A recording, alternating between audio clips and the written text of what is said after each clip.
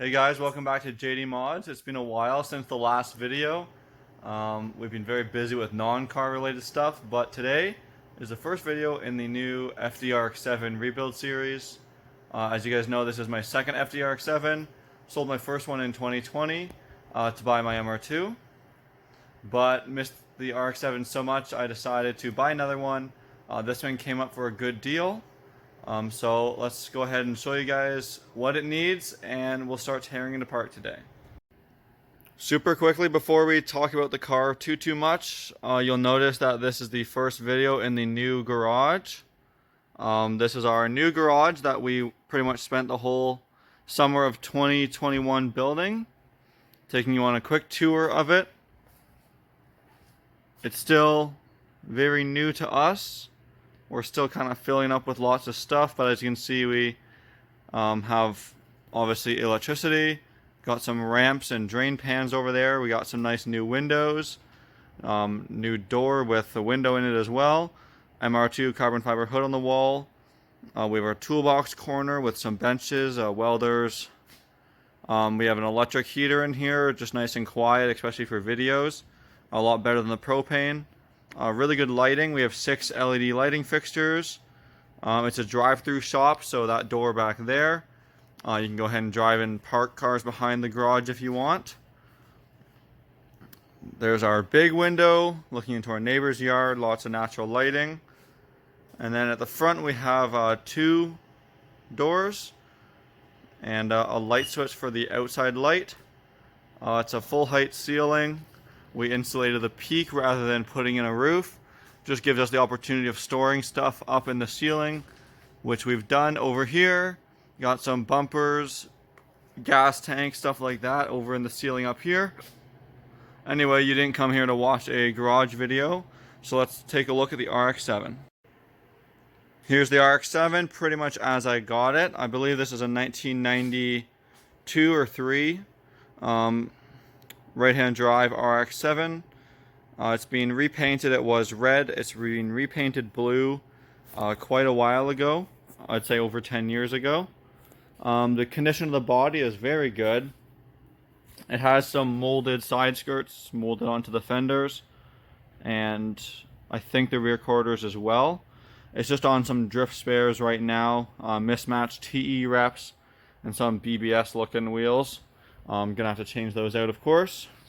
It has a aftermarket 99 spec style bumper. It's an aftermarket one, I'm not exactly sure which one. Has carbon fiber headlight covers, it's missing one right now. Has a cracked windshield that we will have to replace. That's okay because the seals are all painted on anyway. So we'll replace the seals when we replace the windshield. Interior is a bit of a mess. I've taken out a few of the parts already, but it's also missing a lot of parts.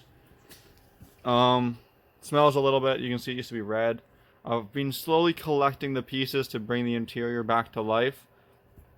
Some of the pieces are ripped. Pretty much all the leather and fabric will need to be redone. It was missing the rear seats when I bought it, but I've sourced a rear seat, as you can see here.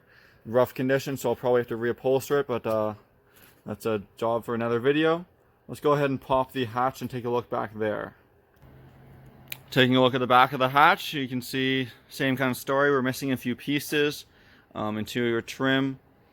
The interior is still red. There used to be a battery back here, so we have 2 studs there and there. But I want the carpet and I want all the interior back in, so I'm going to be putting the battery probably just behind the rear seat, right in the middle of the car. You can get a pretty good idea of the condition of the interior from here. I would give it like the pieces probably like a 4 or 5 out of 10. Not too much cracking, but very faded and dirty. Missing the hatch plastics, still trying to source those.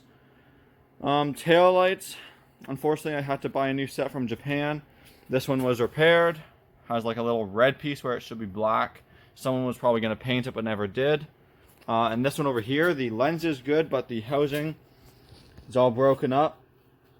Has like sealant, but there's still water in it.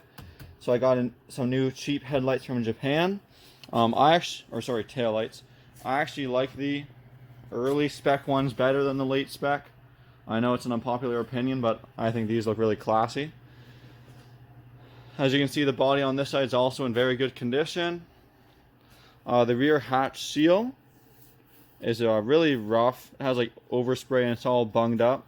And obviously these are hard to replace with the glass in, but I've done it on my last RX7. So I have a plan to do it again with an aftermarket seal. From the driver's side, we're missing a few things like a door handle cup. It's missing the door seals, which I've sourced already. But it has a cluster, looks like an unbroken cluster hood, which is rare if you know about these cars. Sorry about the glare, but that's it. So lastly, let's just take a look at the engine bay. Here we are in the engine compartment. So the story with this car is I bought it with an LS subframe, PPF for a LS as well, and the diff brace for deleting the PPF. Sorry, that was kind of confusing. But I sold that and swapped someone for the stock FD subframe. You can see it right there. Has a steering shaft. I'm going to be converting this to manual steering and deleting the power steering. It's already missing all the ABS, so I'm going to leave it like that. We're going to be deleting the AC.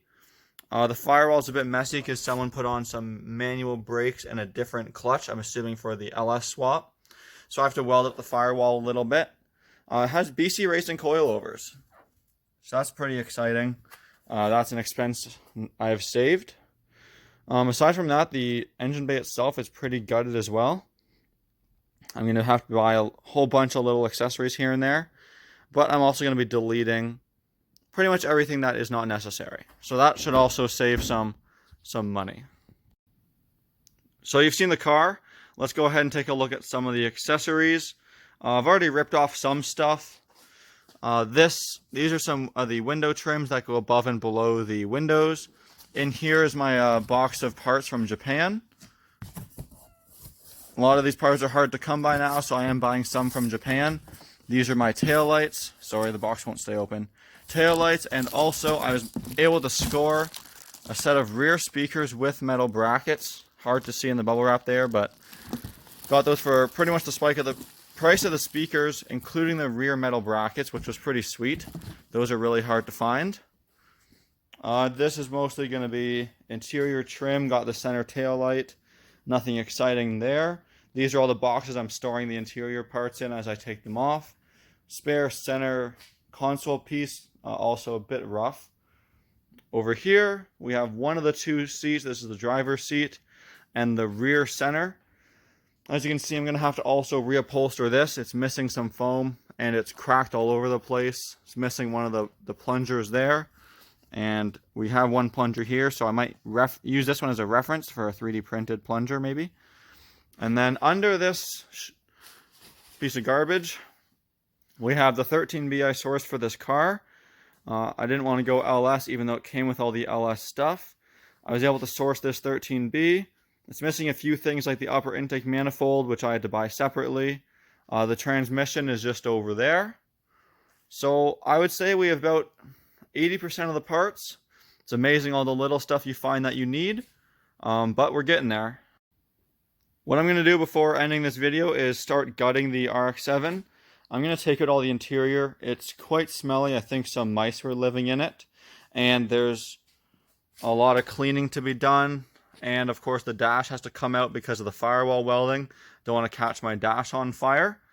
So I'm going to go ahead and take everything out, check for rust. I know there's some nests in these pieces back here. I'm going to check for chewed up wires. This car's been sitting for a very long time. So I really need to clean it all up before I start rebuilding it. So I'm going to go ahead and take it all out, carpet and everything, and I'll show you guys what it looks like when it's all done. So I've got a little carried away, but the goal was accomplished. I completely stripped the interior. As you can see, I got the door cards off. I even took off the speakers, got in there with a vacuum. It's been sitting for a while, so there was like a lot of dirt and stuff in here.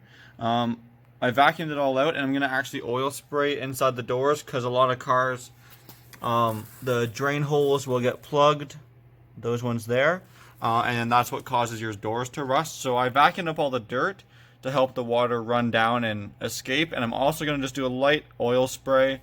Not enough so it drips out the holes onto my side skirts, but just enough so it doesn't rust. Right now the car is completely rust free. As I say that, I point to like the only bit of surface rust. This car had a T56 transmission mount, so they custom drilled 3 holes in the floor for some studs, and they put it on with a metal plate.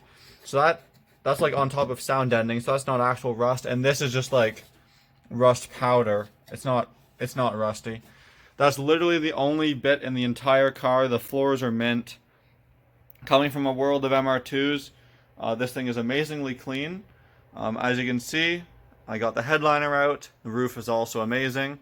And we're also missing a windshield, so let me show you that right now.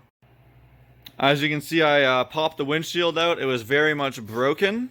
It looks like that was the original windshield because the factory primer is still on there, unless that was primer that was redone. So I managed to take that out and save the windshield spacers. And I have ordered a new windshield from Cool Cats Auto Glass. These RX7 windshields are really hard to find now, so I managed to scoop one of those for a good price. I'm going to be installing it myself. But that's going to be pretty much it for today's video. This was more of a project introduction. Nothing super exciting happened today. You can probably tell you're getting some hints of a new color. I'm going to be making a video on wrapping this car, and it's clearly not much of a surprise. It's going to be yellow. So there's your preview for that. No discussion on that. I need a yellow FD-RX7, so I'm getting one.